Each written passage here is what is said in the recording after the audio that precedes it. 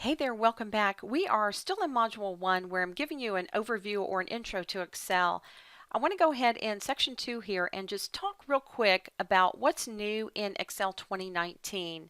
There's some changes you'll want to be aware of, especially if you've worked in older versions. The basics always work the same, but let's jump right in and I'll show you some of the new features. Let's start with one of the newest features in Excel, and that has to do with selecting. Now, selecting has always been around, but there's a little twist to it now. Before, if we wanted to select a range, we would go ahead and do that. We'd hold Control and maybe get another range. We could click over here, we can click over here, wherever we want. But if we wanted to, for example, deselect this one, we'd have to click away from it and then start all over again. What they've done now is you have the ability to deselect some of the cells you've already selected without having to start over. So let's say again I just select this and I hold Control and come over here, and maybe I get this and maybe over here. And now I say I really don't want these selected. As long as I'm holding Control, I can click and drag through those and they are gone and the other cells are still selected. That's a really helpful little feature. The next feature I want to talk about is the new accessibility checker. For people who maybe can't see very well or disabled, sometimes they can't see when there are little things that might be wrong in their spreadsheet, and Excel will try to help them out by letting them know where some of those things are and what to do about them. Let me show you how the accessibility checker works.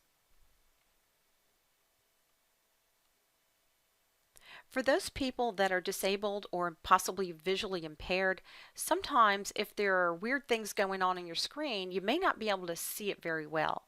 Excel has this feature called the Accessibility Checker, which will help look for those things for you and then give you a real quick one-click way to go ahead and fix those things.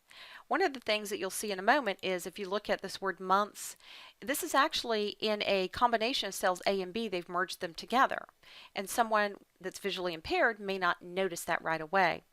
Let's go ahead and look at the accessibility checker. You will find that under the Review tab, and then right here it says Check Accessibility. It'll pop up on the right hand side and it's found a couple of things. Let's click on the first one and you'll see it sees those merged cells we mentioned and it tells me which cells they're in. Now I could come over here and actually fix it, but notice that I can actually click the down arrow and then I can go ahead and unmerge it right from here. So that's one thing I can do. Now I would have to go back at this point and actually move it over here if I want it to look right. Now Excel also found something else. Notice it says default sheet names. It doesn't like the fact that sheet 1 is named sheet 1. For someone who's visually impaired, they might not be able to read that very well because it's small. We can go down and rename this, and I can do it right here, and I can call it My Sales Report. And that way it'd be much easier for someone to actually see what's on that particular sheet. And that's how the accessibility checker works. Another feature that's new to Excel 2019 is the Translate feature. The Translate feature enables you to take selected text and translate it to a different language. Whichever cell or range of cells I have selected, Excel will go ahead and translate it into another language for me. Let's say I'd like to know what the word months looks like in Spanish. As long as I have that cell selected, I can go to the Review tab, choose the Translate option, and you'll see the translator appear on the right. The very first time you do this, it will take a minute to load the translator, but then after that, it pops up just like this. Now here's the word months I have selected, and down here I can pick the language I'd like to see months translated into. So you can see that if I wanted Spanish, for example, I can choose it right there. You can also do it in reverse. If you happen to have Spanish text out here somewhere, see how I can flip this and it tells me this word is the Spanish word and this is the English word. And that's pretty cool when you want to work with translations and see what words look like in another language. Another new feature that Excel has is a new function called concat. We used to have one called concatenate, and that would actually merge two cells together in the same cell, and that is still there, but it's going away. So I want to show you how this works because it'll be the same with a couple of additional new features. We used to have a feature called concatenate, and what concatenate would do was take two cells, like maybe Sarah Kling here, and merge them together in the same cell. There are times when you want to do that. Keep in mind, if you're going to sort and filter, you do want to keep these in separate columns, but let's go ahead and do this. I'm going to right click on column D and insert a new column there so that we can put our merged cells in. Now I'm going to start with the equal sign because I am writing a formula. I'm going to put CON, and that brings up all the functions that have CON in them. Now here's the old one, concatenate, right here. You can see it has a yellow, what we call a yield sign. That means that that particular function is getting ready to go away soon. This new concat has actually replaced it. What I'm going to do is double click on concat to stick it in there. And the first thing it wants to know is what's the first piece of text I want to merge. That would be Sarah. I'm going to put my comma, and then it wants to know what the second piece of text is, and that would be Kling in this case. And that's all I want. I'll go ahead and hit the enter key, and there's Sarah Kling. It's merged those two pieces of information together.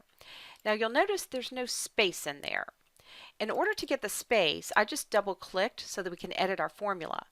You want to click after that comma and before the C, because you're going to add an open quote, a comma, a space, a close quote, and then a comma. That tells Excel there's another piece of data in there, and the space in there is what I'm looking for.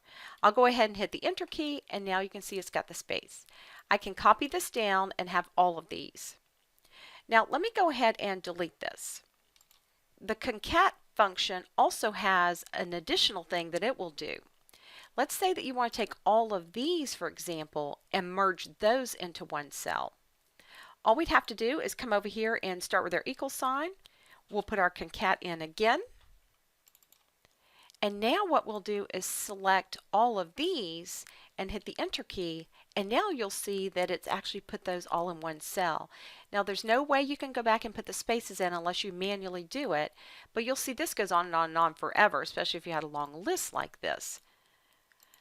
So that's what the concat feature will do for you.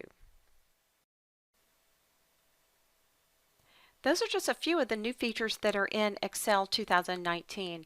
As we go through this series of videos, I'm going to point out some of the other new features, and we'll see how to use those as well. Let's go ahead now and jump into section 3, where I can give you a course overview, and that way you know what to expect as you go through this course.